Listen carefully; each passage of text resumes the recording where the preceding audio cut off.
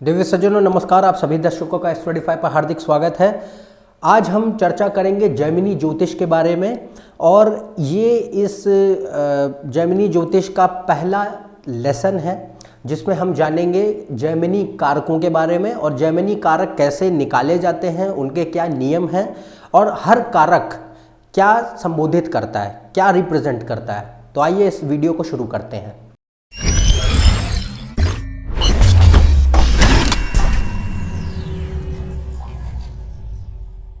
तो जैसा कि हम जान रहे हैं कि जैमिनी ज्योतिष में कौन कौन से ग्रह होते हैं, वो कौन से कारक होते हैं और उनका क्या सिग्निफिकेंस है, उनका क्या महत्व है। तो इस तरफ आगे बढ़ने से पहले हम ये जानते हैं कि जैमिनी ज्योतिष क्या है और वो पराशरी ज्योतिष से कैसे अलग है, उसमें कौन कौन सी अलग विभिन्नताएं हैं जो कि पराशर ज्योतिष से देखने को मिलती हैं। तो यहाँ पर ज्योतिष शास्त्र में दो विधाएं हैं, दो से ऊपर विधाएं हैं, पर जो सबसे महत्वपूर्ण दो विधाएं हैं वो एक पहली है पराशर ज्योतिष और दूसरी है जैमिनी ज्योतिष। तो एक हो गई पराशरी पद्धति, दूसरी हो गई जैमिनी पद्धति। दोनों में असमानताएं हैं, दोनों अलग हैं एक दूसरे से, पर दोनों के जो नतीजे होते हैं वो व्यक्ति विशेष के परिप्रेक्ष्य में हमेशा समान होंगे। ऐसा कभी भी नहीं होगा कि पराशरी पद्धति कुछ और बता रही है और जैमिनी पद्धति कुछ और बता रही है। यदि दोनों, उदाहरण के तौर पर दोनों अगर ये इंडिकेट करते हैं कि व्यक्ति का विवाह होना है, तो ये दोनों पद्धति से आप देखेंगे कि दोनों ही पद्धति ये बता रही होंगी कि व्यक्ति का विवाह होगा। ऐसा कभी नहीं होगा कि पराशरी पद्धति अगर आप लगा रहे हैं तो आपको लगेगा कि व्यक्ति का विवाह होगा और जैमिनी से लगा रहे हैं तो लगेगा व्यक्ति का विवाह नहीं होगा। ऐसा नहीं होता, दोनों के परिणाम हमेशा समान होते हैं। यदि आपको अलग अलग लग रहा है तो आप गलत लगा रहे हैं नियमों को, उसको फिर से सही करें, ऐसा कभी भी नहीं होगा। तो जैमिनी पद्धति में ऐसी कौन सी खास विशेषताएं हैं जो कि पराशर पद्धति में नहीं है। एक्चुअली दोनों अलग हैं, दोनों का कंपैरिजन या दोनों का जो हम कंपैरिजन करते हैं उसमें खाली हम ये देखते हैं कि पराशर पद्धति जब भी आप कोई वीडियो देखते हैं, जब भी आप कहीं किताबों में ज्योतिष के बारे में पढ़ते हैं, इंटरनेट पे कहीं भी पढ़ते हैं, तो वहाँ पे जिन परिणामों के बारे में बताया जा रहा होता है वो पराशरी पद्धति के अनुसार होते हैं, ना कि जैमिनी पद्धति के अनुसार। जैमिनी पद्धति पूरी तरीके से भिन्न है और जब आप इसको इस्तेमाल करेंगे तो मेरे व्यू से जैमिनी पद्धति बहुत ज़्यादा सरल है पराशरी पद्धति के कंपैरिजन। उसके कंपैरिजन बहुत सरल है। जो भी बिगिनर है, जो लोग अभी ज्योतिष में जस्ट सीख रहे हैं, जो एंट्री कर रहे हैं, जिनको बहुत ज़्यादा एडवांस लेवल पे नहीं आता है, वो जैमिनी ज्योतिष से आसानी से आगे बढ़ सकते हैं। पराशरी ज्योतिष कठिन है। कठिन क्या, उसमें आपको प्रैक्टिस की ज़रूरत होती है। पराशरी ज्योतिष से आप प्रिडिक्ट कर सकें उसके लिए आपको प्रैक्टिस की ज़रूरत होती है और जैमिनी ज्योतिष से आपको उतनी प्रैक्टिस की ज़रूरत नहीं होगी। इसमें भी प्रैक्टिस की ज़रूरत है पर उतनी प्रैक्टिस की ज़रूरत नहीं होगी जितनी कि आपको पराशरी में करनी पड़ती है। उसमें आपको ग्रह देखने होते हैं, उनकी स्थितियां देखनी होती हैं, उनके कई सारे असंख्य योगों को याद रखना होता है और उसके बाद महादशाएं, अंतरदशाएं, प्रत्यंतर दशाएं और कुछ केस स्पेसिफिक दशाएं, उनको आप कैसे लागू करते हैं वो देखा जाता है। फिर बहुत सारे वर्गों को देखा जाता है, वर्गों को हम जैमिनी ज्योतिष में भी देखते हैं, पर यहाँ पर पराशरी पद्धति में बहुत सारी चीज़ें हैं जो कि आपको पहले आनी चाहिए। उस पर अगर आप पराशरी पद्धति को फॉलो कर रहे हैं तो उसमें आपको कई सारी चीज़ों का बेस पहले से तैयार होना चाहिए, तभी आप आसानी से प्रिडिक्ट कर सकेंगे। जैमिनी ज्योतिष में ऐसा नहीं है। जैमिनी ज्योतिष में जो बेस बनाने की जो कंडीशंस हैं वो बहुत छोटी हैं और आसान हैं। आपको बहुत सारे असंख्य योग याद रखने की ज़रूरत नहीं है। आपको प्लानिटरी जो ग्रहों की पोजीशन है उस पर ध्यान देने की ज़रूरत होगी, और कौन सा ग्रह कौन से कारक की तरह काम कर रहा है कुंडली में, उसको देखना होगा। और पराशरी पद्धति में आपको दशाओं को देखना होता है, विंशोत्तरी महादशा का आपको यूज़ करना होता है, उसका इस्तेमाल करके आप देख पाते हैं कि व्यक्ति के जीवन में कौन सी घटनाएं घट सकती हैं। पर विंशोत्तरी दशा का जो विश्लेषण है वो आसानी से नहीं किया जा सकता। यदि आप बिगिनर हैं, यदि आप ज्योतिष में बहुत ज़्यादा सक्रिय नहीं हैं, तो आपको दिक्कतें होंगी विंशोत्तरी दशा से विश्लेषण करने में।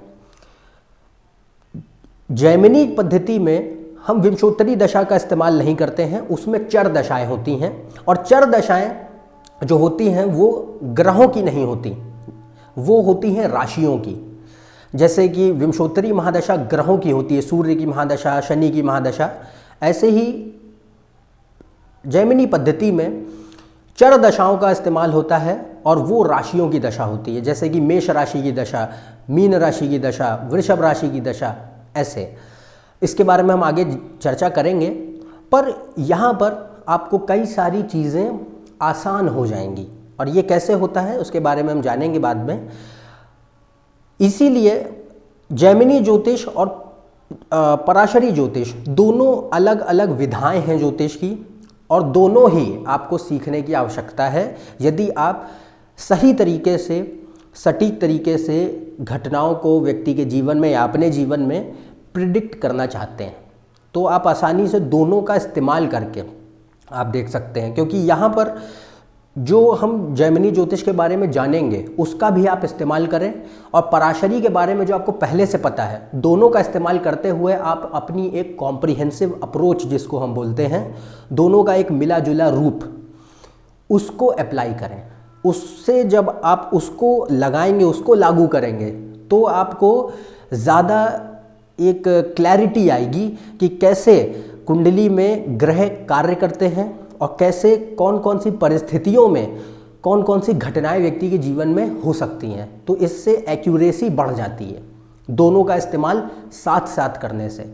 तो यहाँ हमने पराशरी के बारे में अभी तक जितनी भी चर्चाएं करी हैं, वो सारे वीडियोस जितने भी मैंने बनाए हैं वो सब पराशरी ज्योतिष से जुड़े हुए हैं, आप उनको देखें। पर आज हम चर्चा करेंगे जैमिनी के बारे में। जैमिनी ज्योतिष में पूरी ज्योतिष 7 कारकों पर आधारित है। 7 कारक ग्रह होते हैं जैमिनी ज्योतिष में, जिस पर आगे के सारे नतीजे व्यक्ति के जीवन में मिलते हैं। वो 7 कारक हम डिग्री के अनुसार देखते हैं। 7 कारक वो डिग्री के अनुसार होते हैं। सबसे बड़ी डिग्री से लेकर के यानी कि सबसे ज़्यादा डिग्री का जो ग्रह है, सबसे ज़्यादा अंशों का जो ग्रह है, उससे लेकर के सबसे कम अंशों तक के ग्रह को हम कई अलग अलग प्रकार के कारक ग्रह हैं उनमें विभाजित कर देते हैं, और उसके बाद कुंडली का आकलन किया जाता है। यहाँ इस पहले लेसन में मैं आपको सिर्फ यही बताऊंगा कि कौन से वो कारक ग्रह होते हैं और उनका क्या महत्व होता है। उसके बाद में हम जानेंगे और भी तरीकों के बारे में जो कि जैमिनी ज्योतिष में होते हैं, जैसे कि दृष्टि, जैसे कि चरदशा, क्योंकि ये अलग विधा है। तो जैसे कि हम पराशर ज्योतिष में दृष्टियाँ होती हैं ग्रहों की, वैसे ही जैमिनी ज्योतिष में भी दृष्टि होती है, पर दृष्टि यहाँ पर ग्रहों की नहीं होती, राशियों की दृष्टि होती है। दूसरी बात, दशा हम वहाँ विंशोत्तरी दशा का इस्तेमाल करते थे, यहाँ पर चर दशा का इस्तेमाल करेंगे, जो कि राशि की दशा है, ना कि ग्रह की दशा है। तो इनके बारे में हम आने वाले लेसन्स में जानेंगे। पहला लेसन में यही है कि आज आप ये जानें कि कारक क्या हैं और कौन कौन सी डिग्री के अनुसार आप कारक को विभाजित करते हैं और उनका महत्व क्या होता है। सबसे पहला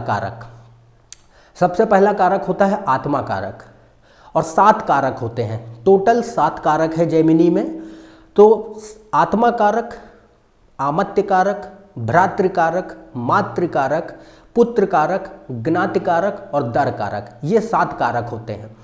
और इन 7 कारकों को विभाजित किया जाता है डिग्री के अनुसार, यानी कि कोई भी ग्रह कुंडली में इनमें से कोई भी कारक बन सकता है उसकी डिग्री के अनुसार।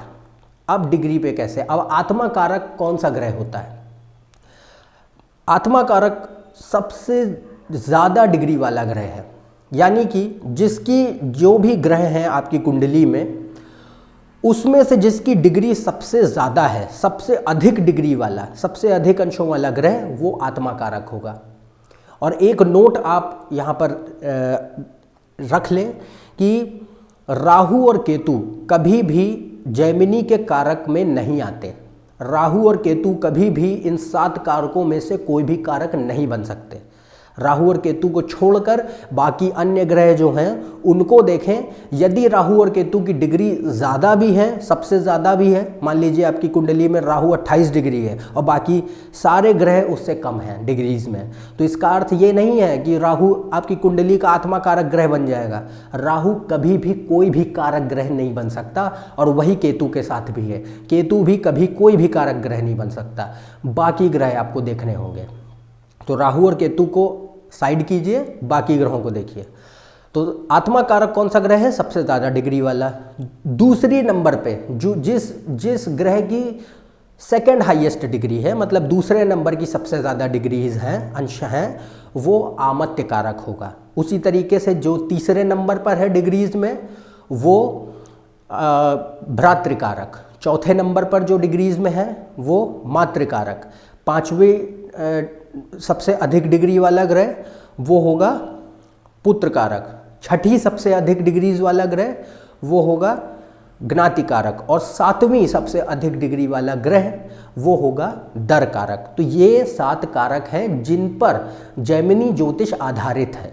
इन 7 कारकों के बगैर आप जैमिनी ज्योतिष में कुछ भी नहीं प्रिडिक्ट कर सकते, वो इन्हीं के ऊपर बेस्ड है, इन्हीं के ऊपर आधारित है। इसके बाद ये तो हो गए कारक, ये आप अपनी कुंडली से आसानी से निकाल सकते हैं। तो जो भी ग्रह जिस डिग्री के अनुसार है उसके हिसाब से आप अपने कारक डिसाइड कर लीजिए। इसके बाद अब आपको क्या देखना है कि ये जो सारे कारक ग्रह हैं इनका अर्थ क्या है, इनका महत्व क्या है। तो सबसे पहले शुरू करते हैं आत्मा कारक से। आत्मा कारक क्या संबोधित करता है, इसका महत्व क्या है। आत्मा कारक वो ग्रह है, ये 2 सबसे महत्वपूर्ण कारक होते हैं पूरे जैमिनी ज्योतिष में। 2 सबसे महत्वपूर्ण है, आत्मा कारक, आमत्य कारक। ये आप हमेशा याद रखें। आत्मा कारक क्या है? आत्मा कारक वो ग्रह है जो कि व्यक्ति को डिफाइन करता है, व्यक्ति का पूरा मन, मस्तिष्क, उसकी सोच, विचारधारा, उसका जो एक पूरा पर्सनालिटी है वो आत्मा कारक से पता चलती है। एक तरीके से जो पहला भाव होता है कुंडली का, वो जिन चीज़ों को दर्शाता है वही चीज़ें आत्मा कारक दर्शाता है। तो आत्मा कारक बहुत महत्वपूर्ण ग्रह है। आत्मा कारक व्यक्ति की हर चीज़ दर्शाएगा। व्यक्ति की पर्सनालिटी कैसी है, व्यक्ति का शारीरिक गठन कैसा है, उसका मानसिक गठन कैसा है, उसकी ओवरऑल हेल्थ कैसी है, वो आत्मा कारक से पता चलती है। उसकी विचारधारा कैसी है, वो उसका थिंकिंग प्रोसेस कैसा है, सोचने की क्षमता कैसी है, और जो इमोशंस हैं, जो इमोशंस हैं यानी कि भावनाएं हैं, संवेदनाएं हैं, वो आत्मा कारक से पता चलता है। तो आत्मा कारक इसीलिए बहुत महत्वपूर्ण ग्रह है। दूसरे नंबर पर जो सबसे अधिक डिग्री वाला ग्रह था वो है आमत्य कारक। आमत्य कारक क्यों महत्वपूर्ण है? वो इसलिए क्योंकि आमत्य कारक व्यक्ति के करियर को दर्शाता है। व्यक्ति का जो व्यवसाय है, जो भी वो प्रोफेशन में काम कर रहा है, वो आमत्य कारक से पता चलेगा। व्यक्ति का सामाजिक जो छवि है, सामाजिक छवि है, जो नाम है, जो स्टेटस है सोसाइटी में, वो आमत्य कारक से पता चलता है। और आगे हम चर्चा करेंगे, उन कुंडलियों को उदाहरण भी लेंगे जिसमें आप आसानी से देख सकेंगे कि जो भी व्यक्ति जिस भी क्षेत्र में वो कार्यरत हो, उसका आमत्य कारक हमेशा ये दर्शाएगा कि व्यक्ति कौन से क्षेत्र में जाएगा, हमेशा। तो आमत्य कारक इसलिए बहुत महत्वपूर्ण है। तीसरा है भ्रातृकारक, तीसरी सबसे हाईएस्ट डिग्री वाला ग्रह।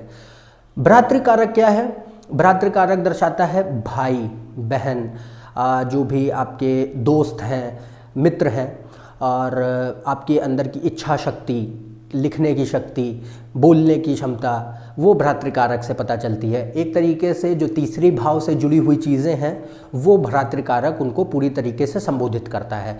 फिर आते हैं मातृकारक के ऊपर। मातृकारक, मातृ माने तो वैसे माँ होता है, पर मातृकारक यहाँ पर सिर्फ माँ को ही नहीं दर्शाता, पिता को भी दर्शाता है। इसलिए आपके जो पेरेंट्स हैं वो मातृकारक से देखे जाते हैं, माता और पिता दोनों, ना कि सिर्फ माता। तो माता पिता दोनों को मातृकारक दर्शाता है, सबसे पहला। दूसरा, मातृकारक चौथे भाव से जुड़ी हुई जो चीज़ें हैं उनको भी संबोधित करता है, जैसे कि आपका घर, आपका घर का वातावरण, आपका बचपन, और जो भी व्हीकल्स हैं, जो लग्जरी आइटम्स हैं, जो कन्वीनियंसेस हैं, जैसे कि कार, स्कूटर, मोटरसाइकिल, ये सब जो व्हीकल्स हैं जो आपको सुविधा देते हैं, वो मातृकारक से देखे जाते हैं। फिर मातृकारक है भूमि को दर्शाता है, भूमि, क्योंकि चौथा भाव भूमि का भाव है, इसलिए मातृकारक भी भूमि को दर्शाता है, लैंड। फिर जो जिस देश में आप रहते हैं उस देश को दर्शाता है। तो ये मातृकारक इन सब चीज़ों को संबोधित करने वाला ग्रह है। इसके बाद है पुत्रकारक। पुत्रकारक यानी कि यहाँ पर पुत्रकारक सिर्फ पुत्र को नहीं दर्शाता, पुत्री को भी दर्शाता है। तो जो बच्चे हैं, जो संतान है, वो पुत्रकारक से देखी जाती है। और पुत्रकारक पांचवें भाव से जुड़ी हुई चीज़ों को संबोधित करता है, जैसे कि सबसे पहले संतान का कारक है। दूसरी बात वो शिक्षा है व्यक्ति की। उसके बाद जो सृजनात्मक कला है, एंटरटेनमेंट का फील्ड है, एजुकेशन है, वो सारी चीज़ें पुत्रकारक से देखी जाती हैं। इसके बाद आता है ज्ञातिकारक। ज्ञातिकारक एक ऐसा ग्रह है जो कि छठे भाव से जुड़ी हुई चीज़ों को दर्शाता है, जैसे कि रोग, ऋण, शत्रु, कोई भी बाधाएं, और कोई भी कोर्ट केसेस, या जो डिवोर्स है, ये सारी जो चीज़ें हैं, या कोई भी आम समस्याएं जो जीवन में उत्पन्न होती हैं, वो सारी चीज़ें ज्ञातिकारक दर्शाता है। पर यहाँ पर आप ये मत समझिए कि ज्ञातिकारक, अगर कोई भी ग्रह ज्ञातिकारक हो सकता है, क्योंकि यहाँ डिग्री के हिसाब से है, तो ज्ञातिकारक का ये अर्थ नहीं है कि हमेशा वो परेशानी देगा। वहाँ पर आपको ग्रह की स्थिति भी देखनी होगी, और वहाँ पर पराशरी पद्धति को लागू कर सकते हैं आप, क्योंकि अगर पराशरी पद्धति के अनुसार वो ग्रह मजबूत है तो वो ज्ञातिकारक होने के पश्चात भी आपको अच्छे फल देगा। ऐसा कभी नहीं होगा कि वो हमेशा आपको बुरे ही फल देता रहे, क्योंकि वो इन सारी चीज़ों को जो अच्छी नहीं है उनको दर्शा रहा है। इसका ये अर्थ नहीं है कि इसका ये अर्थ नहीं होता है कि वो आपको हमेशा परेशानियाँ ही दे जीवन में। अगर उसकी स्थिति अच्छी है, नवमांश में उसकी स्थिति अच्छी है, तो वो आपको अच्छे परिणाम देगा। इसके बाद आता है दर कारक। दर कारक कौन सा ग्रह है? दर कारक जिसकी सबसे कम डिग्रीज होती हैं, सबसे कम, वो दर कारक होता है। दर कारक संबोधित करता है जो व्यक्ति के जो भी आपकी वैवाहिक जीवन है, वैवाहिक जीवन को, पति या पत्नी को, जो भी स्पाउस हो, वो अन्य कोई भी रिलेशनशिप्स, वो दर कारक से देखी जाती हैं।